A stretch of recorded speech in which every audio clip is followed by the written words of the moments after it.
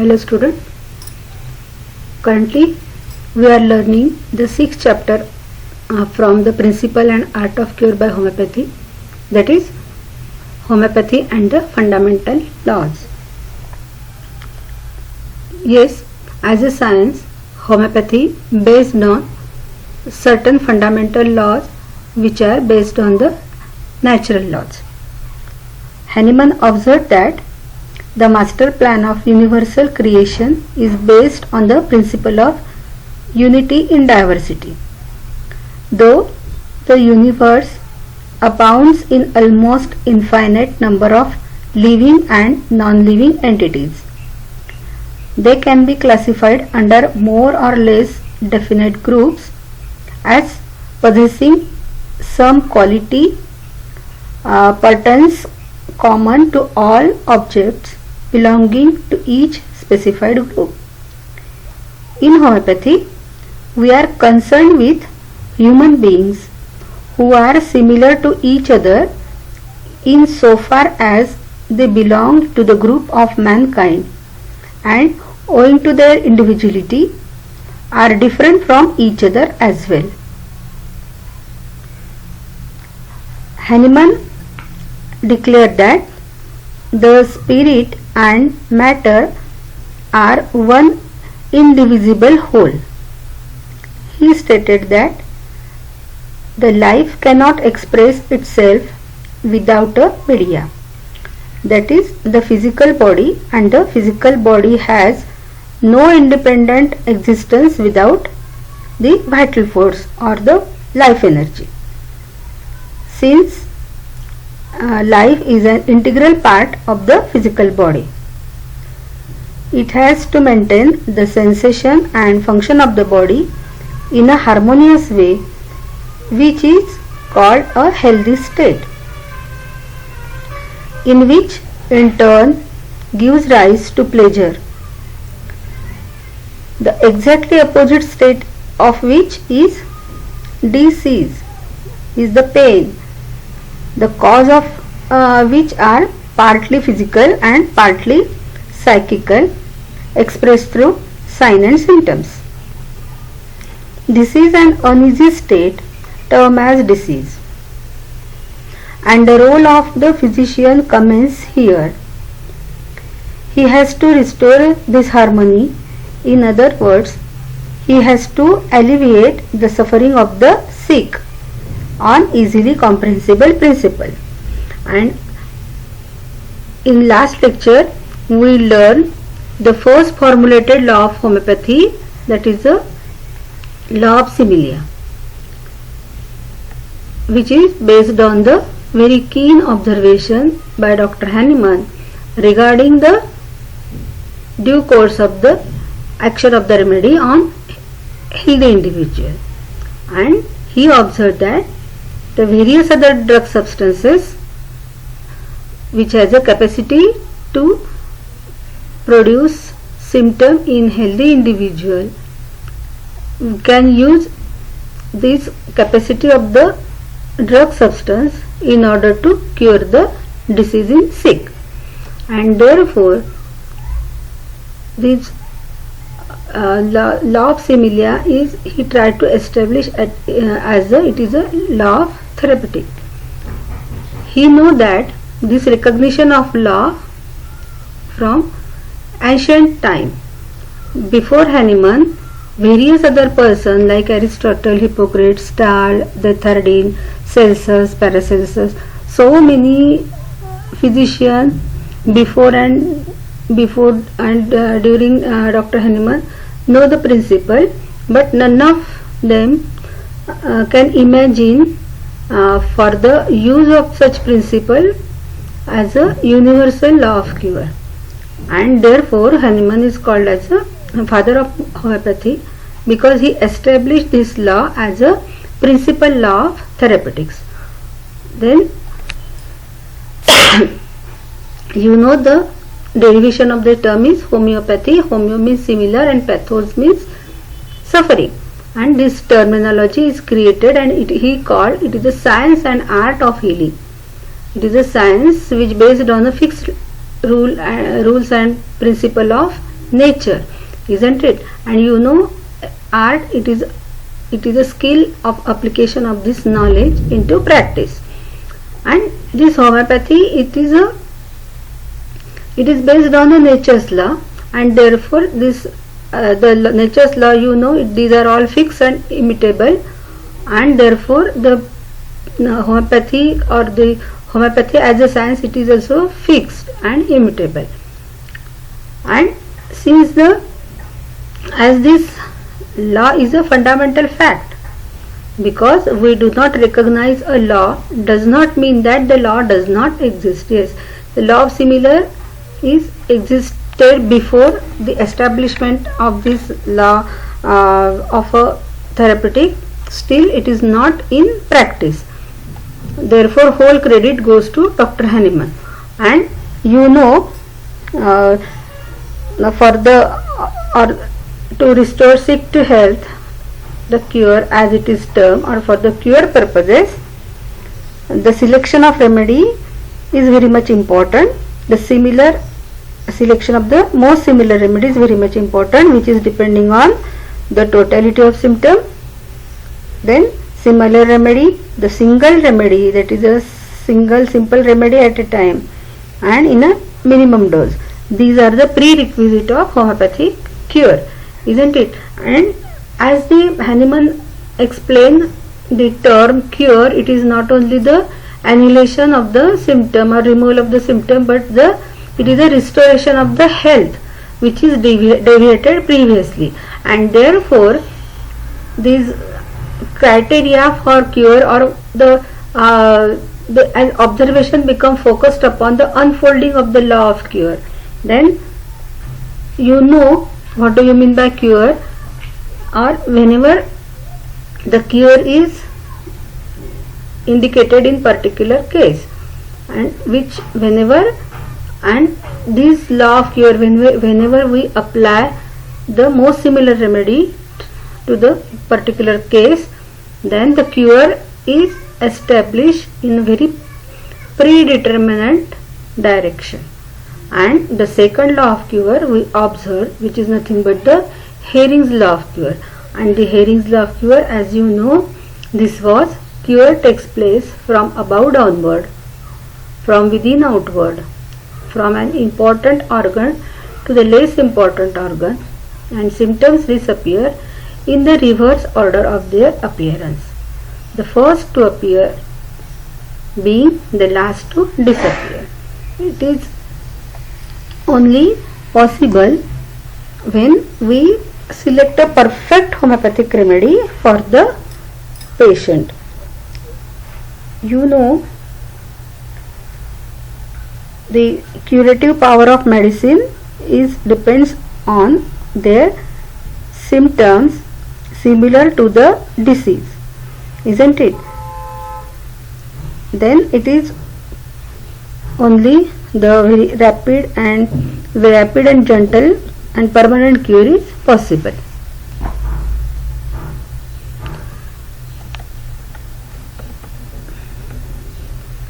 Let us take the next paragraph. Simple disappearance of symptom is by no means cure. Symptoms often have period of recurrence, but no true cure has ever been observed that did not follow the law of direction. Yes, simple disappearance of symptom is by means of cure. That means only the disappearance of the symptom is not enough, while symptom often have period of recurrence. Yes, if you only try to remove the symptom, then there may be the recurrence of the symptom, and it is not a true cure, because you know, according to aphorism number 2, the cure must be rapid, gentle and permanent. Permanent means the recurrence of the symptoms is not expected, isn't it? But no true cure has ever observed that did not follow the law of direction. But yes, recurrence of the symptom may be sometime it is observed in our case, but you strictly observe the direction of cure, after the administration of most similar remedy. Another law equally applicable throughout the universe is that of mutual action. Action and reaction are equal and opposite. Yes, as you know, the Newton's third law of motion, action and reaction are always equal and opposite. To some of us who have thoughtfully considered these things, they seem so self-evident that it would be almost unnecessary to speak of them, were it not for the purpose of urging you to observe the lawfulness of homeopathy and to prove our claim of the fundamental lawfulness of this true science of healing. Yes, when we consider, it is very self-evident and you prescribe the most similar remedy and observe the effect. Observe the law of direction of cure.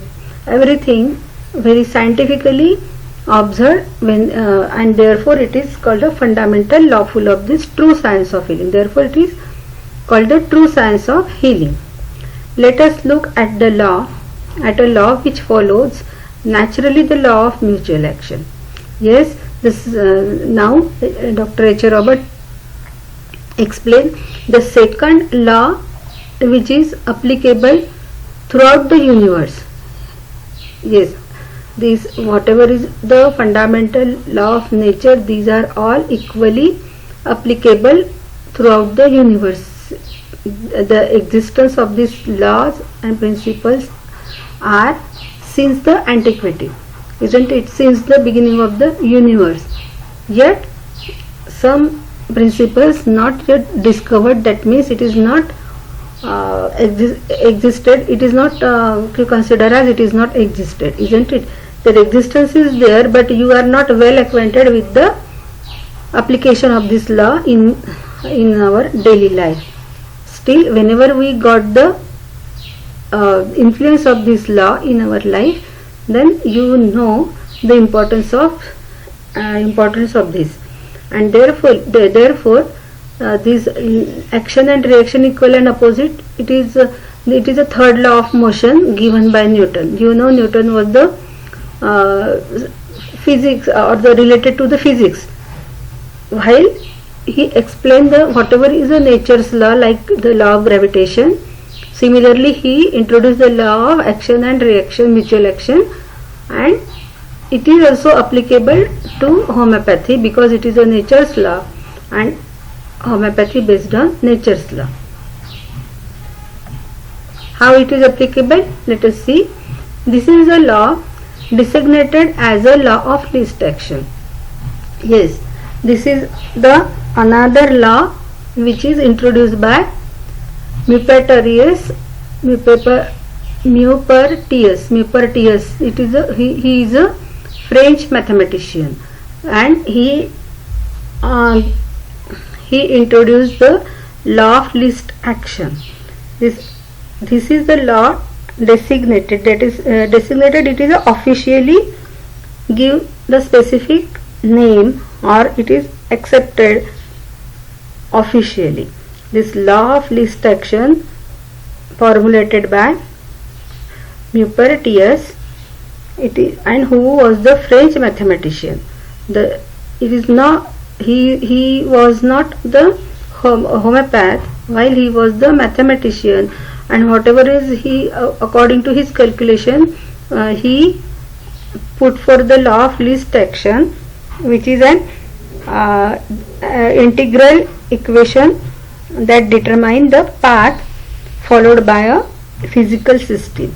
The law of least action related to the physics, while as it is a law of nature, it is also applicable in practice of homeopathy. And how it is applicable, let us see. To us as homeopathic physician, the student, it may be known as the law of quantity and dose. The quantity of action necessary to effect any change in nature is the least possible. The decisive amount is always a minimum and infinitesimal.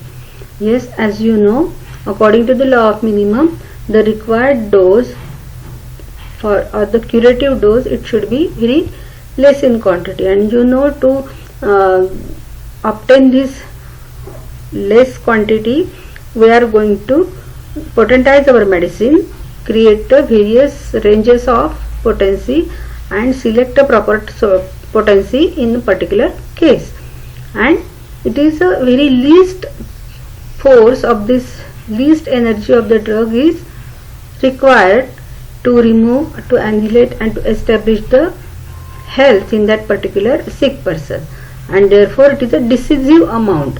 The decisive amount is not a large, it is not a crude, it is not in mass, it is not in a quantity, while it is, you have to apply only the quality of the medicine, you have to apply only the drug energy, which is called the decisive amount, is always a minimum and infinitesimal. It should be a very smallest part, or it is not a part also, it is not a quantity, but it is a quality, isn't it? You have to apply the drug energy in order to, or there is an integral action in between the vital force and drug energy, drug force.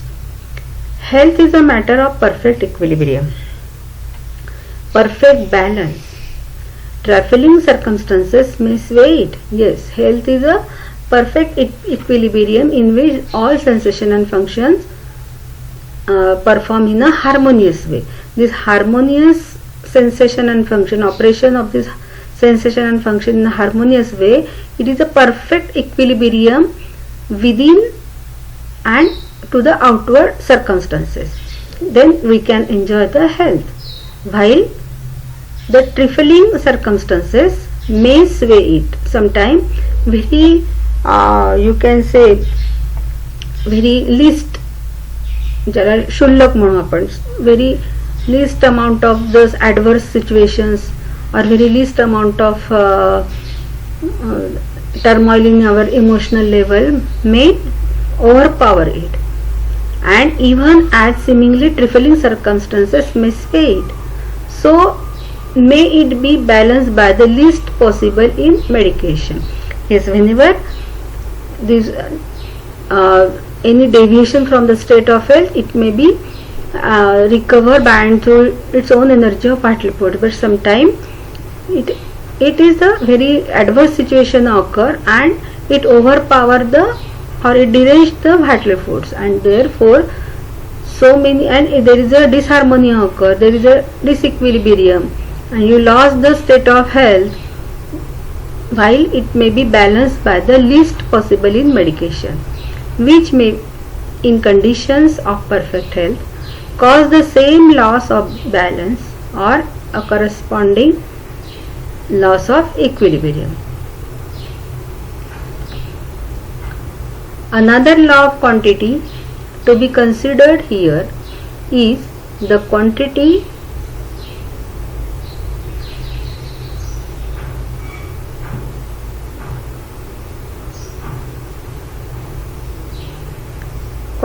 of the drug required is in inverse ratio of the similarity.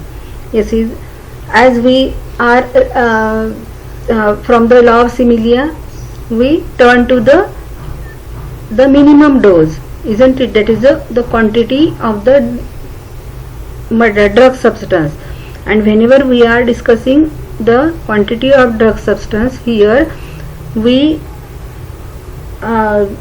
already have a knowledge that we should not use the quantity of medicine, or we are not deal with the quantity or material dose of the medicine, while we are deal with the drug energy, which is infinitesimal, isn't it? It is a potentized energy. Whenever we talk about the dose of medicine, here the selection of this dose is depending upon the law, and therefore the third law is introduced, fourth law is introduced by Dr. H. A. Robert, is the quantity of the drug required is in inverse ratio to the similarity.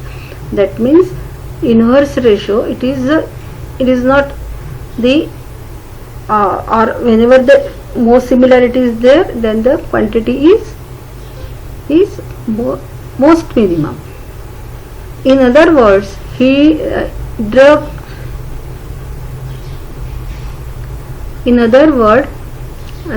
greater the similarity of the drug symptom to those of the patient, the less quantity will be required. If the exact similarity is there, then the quantity you should require very low.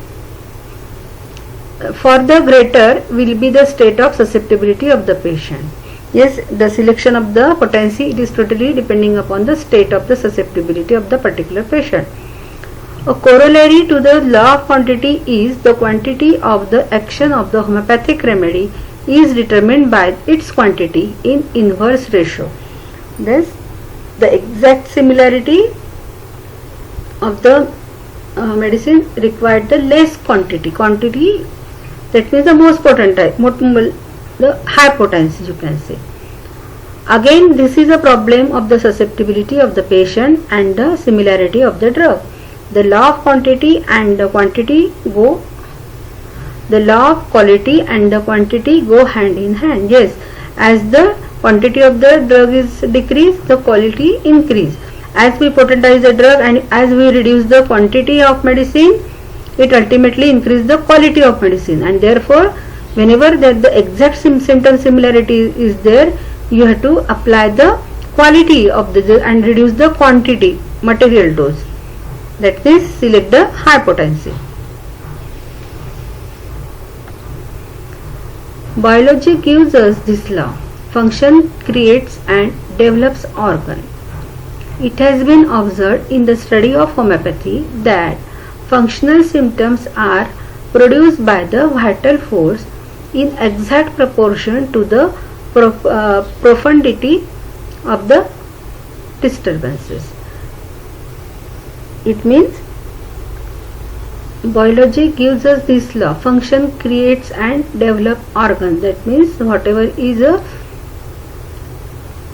whenever there is a derangement of the vital force, the functions get disturbed. There is a deviation from the state of health, and therefore function get disturbed and functions created, and this function create and which affect the organ, and that means the pathology of this organ get altered.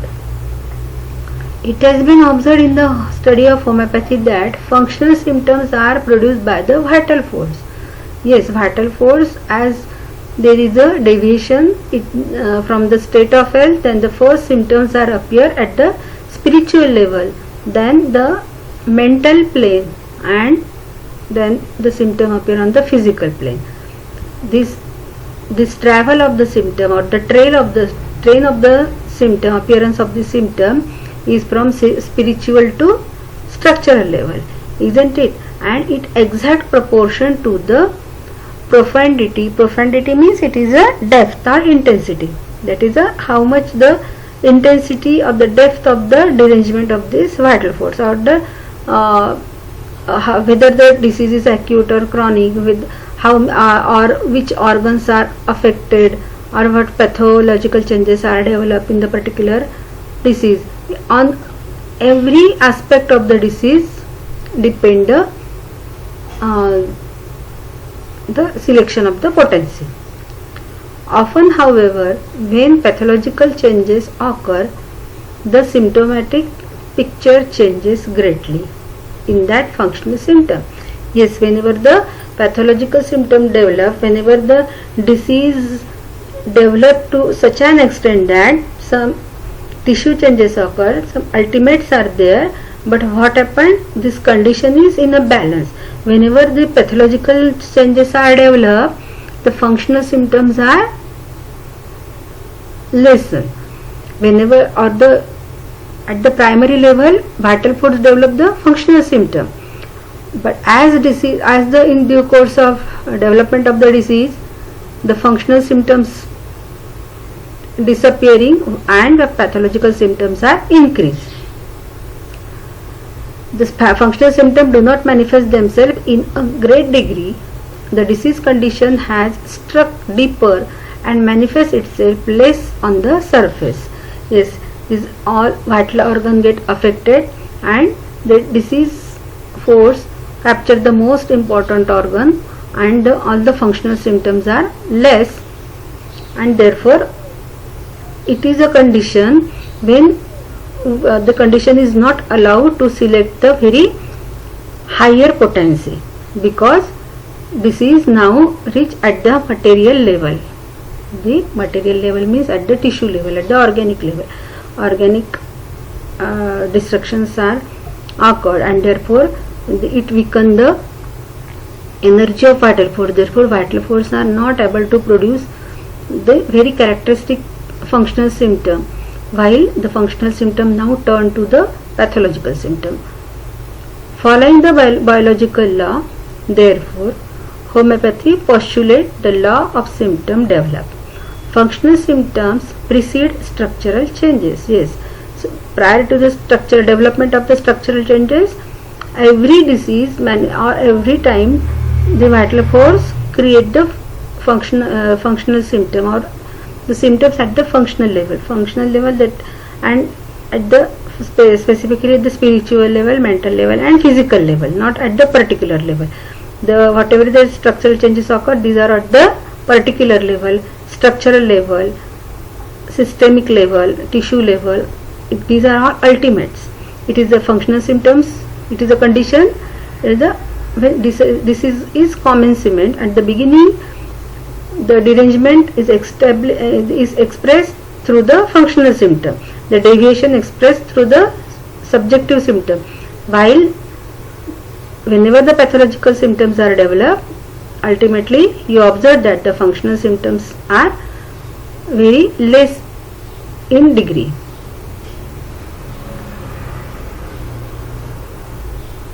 Let us take the next paragraph. Now the law of use governing the homeopathic remedy must therefore be the dose and quantity that will thoroughly permeate the organism and make its essential impress upon the vital force is that which will affect the functional sphere of the individual. Yes, now the selection of the homeopathic remedy, the dose and the quantity, that is a which potency you have to select, and the repetition of the doses, which potency you have to select that will thoroughly permeate the organism. Permeate the organism means which the assimilation, you can say it means use thoroughly the action of the remedy by the vital force, the assimilate the organism and marks its essential impress upon the vital force, and the without any exaggerated action of the or unnecessary action of the homeopathic remedy, you have to use very minimum quantity of the dose by considering the susceptibility of the patient, which essentially impress upon the vital force. That means without creating any type of aggravation, you can say it is a homeopathic aggravation which is totally unnecessary, that is that which will affect the functional sphere of the individual. Yes, which stimulate the vital force towards the curative effect. Have you got this? It is not a action of the remedy is not desirable at the pathological level, while you have to select those remedy which stimulate the vital force and affect the functional sphere, because function create the or function symptom precedes function creates the develop the organs. Function creates and develop organ. That means whenever we stimulate the vital force at the functional sphere, then definitely the desirable changes you can observe at the structural level. We say this must therefore be, if we reason logically and have observed carefully, keeping our line of reasoning along the line of laws already formulated and proven sound, we can do no less than believe that this is a truly fundamental law. Yes, all these law which now discuss, that is a law of simillimum, law of minimum also. That law of similar and law of minimum, and the law of minimum, that means the selection of the potency, adequate potency which only stimulate the vital force and which affect the functional sphere of the individual, because this function creates and develops the organ, and therefore this remedy, or you can say this potentized medicine or this drug energy is create the very desirable effect on human being, because this is a truly fundamental law. Fundamental law, it is all the natural law based on nature's law. For many years, daily practice has proven the value of the law of repetition of the dose. Yes, you know, since long time we have a point of discussion, that is a repetition of the doses. कसं decide करायचं repetition of the doses. Never permit your remedy so long as it continue to act. Yes, never repeat your remedy. Never repeat the dose as long as it continue to act. Till the action of the remedy is going on, till we observe the desirable and curative effect, the action of the remedy is continuous, then never disturb the action of the remedy, never disturb the flow of energy, drug energy, and wait and watch until the exhaustion of this action, drug action, isn't it? This governs the administration of remedy to individuals in states of disease. Let us look at the law that must govern the production of symptoms by artificial means. Yes, you can decide the repetition of the doses, and for this you can compare the repetition of the doses, how we repeat dose in the experiment of proving the production of symptom by artificial means, that is drug provings, by which we get our guidance for the administration of drug in sick. Whenever we observe the repetition of the dose, how it is conducted in drug proving, then it definitely guides us for the administration of the repetition of the drug in sick. The object of proving drugs in the production of artificial diseases that we may observe the symptoms and apply the substances so proven in like state of natural disturbances. As you know, in drug proving, the experiment of drug proving, it is solely happen, or it is a natural phenomena that here the drug is a stimulus and it affect the vital force of the or vital energy of the healthy human being and alter the state of health. The exact phenomena occur whenever there is a natural disease, and therefore in drug proving we create artificial disease, and whenever in artificial disease, and it is just like the state of natural disturbances. The law governing this must be closely allied to the law of administration of states of disease, or else our case is not logical. Whatever is a law governing for the administration of the doses while proving, you have to apply the same principle in whenever you administer the drug in sick.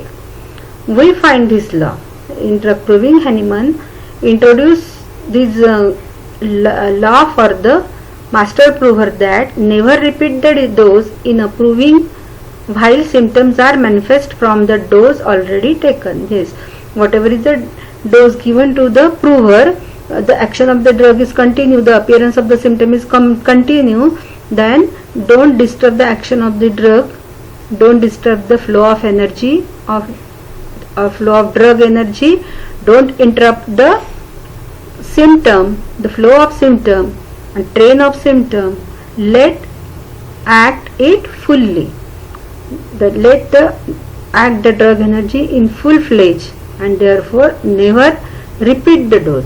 The repetition of the dose may interrupt the flow of symptom, and therefore improving we strictly apply this law. We never repeat the dose in proving while symptoms are manifest from the dose already taken, and the same rule is applicable when we apply the medicine in sick, isn't it? In sick condition, or whenever we apply this or doses are applied in sick, and you have to follow this law. Never repeat the dose. Thereafter, whenever or how we decide whether how we decide the repetition of the dose, until and until the patient feels better and the patient is not stand still in a particular level, then until that you don't repeat the medicine, isn't it? And when patient when patient follows the direction of cure also, it is also the indication that not to repeat your medicine.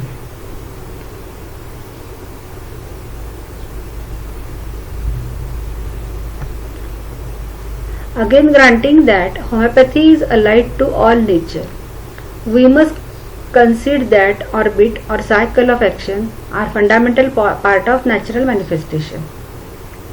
So also we find that the homeopathic remedies have cycles of development and recession. Yes, whenever we prescribe the medicine, it has a cycle of development. Cycle of development means the drug energy develop the similar symptom, and then the symptom of the natural disease recedes, isn't it? Therefore it is a time of development of the artificial similar disease, and with the recession of the symptoms are disappear.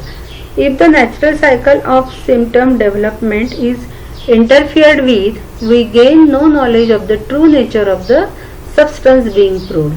At best, we can get but the distorted comprehension of the nature when there is any interference. Yes, when we prove the medicine and when we administer the disease, every remedy it produces some symptom in the prover as well as in sick, and in prover also after they reach up to the peak period, then after the exhaustion of this or the remedial action, there is a recession of the symptom in prover, isn't it? The same thing happen in sick also, and therefore the natural cycle of the symptom development is interfered whenever we repeat the dose, and we don't have a knowledge, we don't get the knowledge of the true nature of the substance being proved.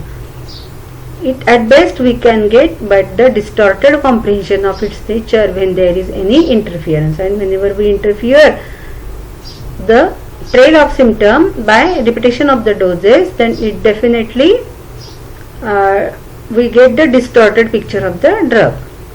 Continuing to administer repeatedly a remedy while it is producing disease symptom in a prover would make chaos out of a normal cycle of disease symptom which have been in process of development.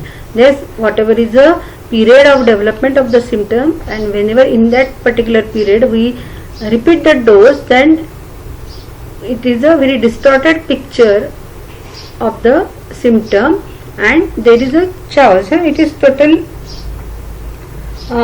confusion occur. It is complete disordered state of appearance of the symptom, isn't it?